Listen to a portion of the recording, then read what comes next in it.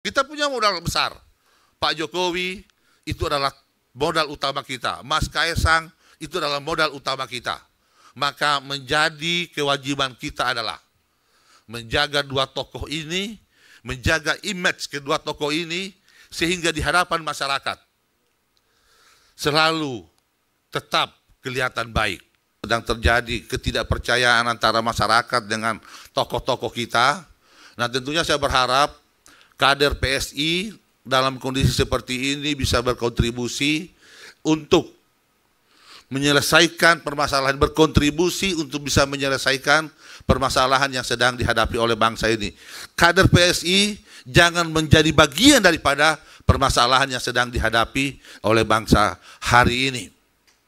Saya berharap dengan segala potensi yang dimiliki oleh PSI hari ini bisa bersama-sama dengan pemerintah untuk kita berkontribusi menyelesaikan permasalahan ini. Untuk PSI sendiri, pertanyaan kita bahwa 2029 seperti yang disampaikan oleh Ketua Umum tadi, tentunya ini harus menjadi tanggung jawab kita semua. Kenapa? Pertanyaannya harusnya bukan lagi apakah PSI akan lolos pada pemilu 2029. PSI harus bertekad untuk menjadi pemenang, harus bertekad untuk menjadi menang besar pada pemilu 2029. Karena kenapa?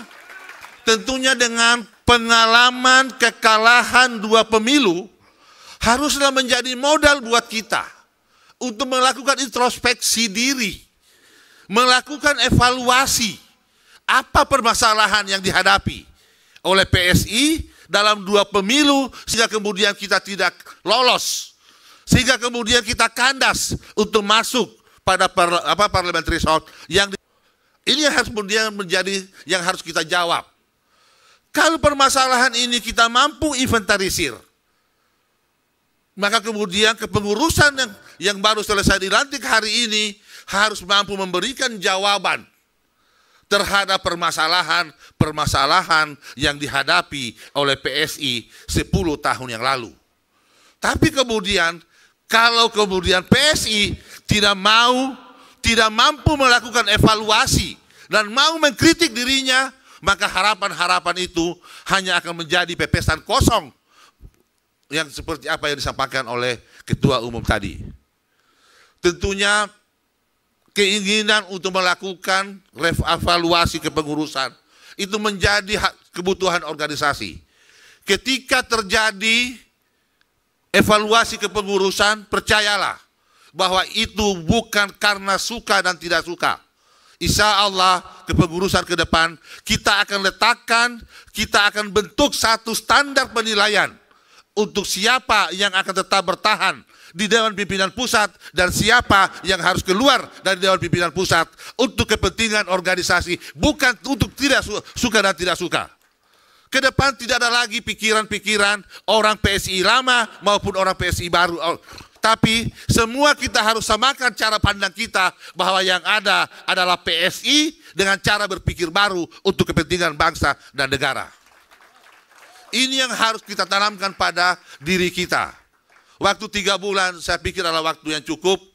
Kedepannya di samping tidak hanya kesekretariatan, memulai kerja konsolidasi, Pak Sekjen mungkin menjadi kebutuhan organisasi kita adalah menyiapkan sistem kepartaian yang komprehensif, sehingga ketika ada kebijakan-kebijakan partai yang diambil harus berbasis aturan yang memang betul-betul sudah menjadi kesepakatan di internal partai, sehingga di dalam partai ini tidak ada lagi si fulan orang si ini, orang si ini, tapi semua adalah orang ketua umum.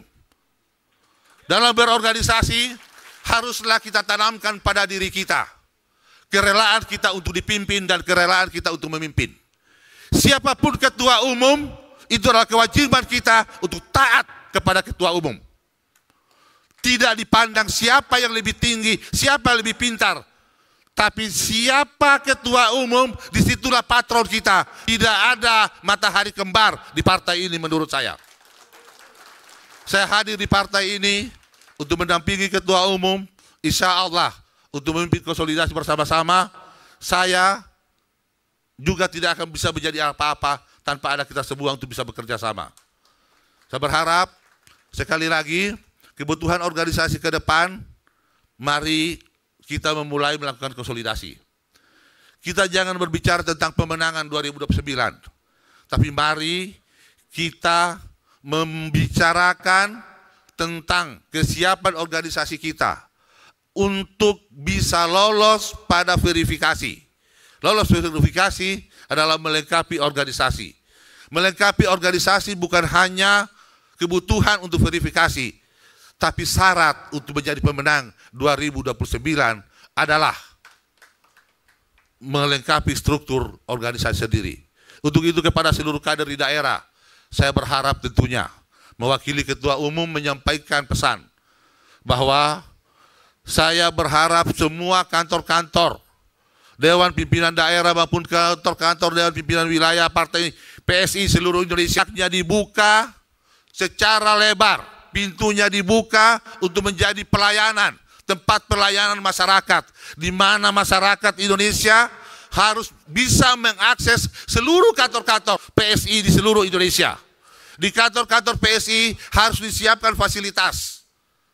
Ada fasilitas wifi gratis di kantor-kantor kegiatan-kegiatan sosial, sehingga PSI semakin kita dekatkan dengan masyarakat yang ada. Kita berharap ke depan setiap ada permasalahan di desa yang ada di pikiran masyarakat adalah PSI solusinya. Kalau itu mampu kita lakukan, insya Allah harapan Ketua Umum itu akan menjadi kenyataan. Harapan Ketua Umum. Kita punya modal besar. Pak Jokowi itu adalah modal utama kita. Mas Kaisang itu adalah modal utama kita. Maka menjadi kewajiban kita adalah menjaga dua tokoh ini, menjaga image kedua tokoh ini, sehingga di hadapan masyarakat selalu tetap kelihatan baik. Dan saya berharap sekali lagi, Pak Jokowi, saya berpesan, Pak Jokowi tidak membutuhkan kita, tapi PSI membutuhkan Pak Jokowi. Semua kader PSI harus berani berdiri di barisan terdepan untuk menjaga kehormatan Pak Jokowi. Selama ini Pak Jokowi dikuyu-kuyu, tidak ada kader PSI yang berani berbicara. Semua takut, semua dia membeau. Ke depan tidak boleh lagi seperti itu. Kalau kita mengaku sebagai kader, kita mengaku Pak Jokowi sebagai panutan kita, maka kita harus berdiri di garis terdepan untuk menjaga kehormatan beliau. Setuju? Sanggup? Saya pikir ini saya bisa sampaikan lebih dan kurang, saya mohon maaf. Sekian dan billahi taufiq hidayah. Assalamualaikum warahmatullahi wabarakatuh. Waalaikumsalam warahmatullahi wabarakatuh.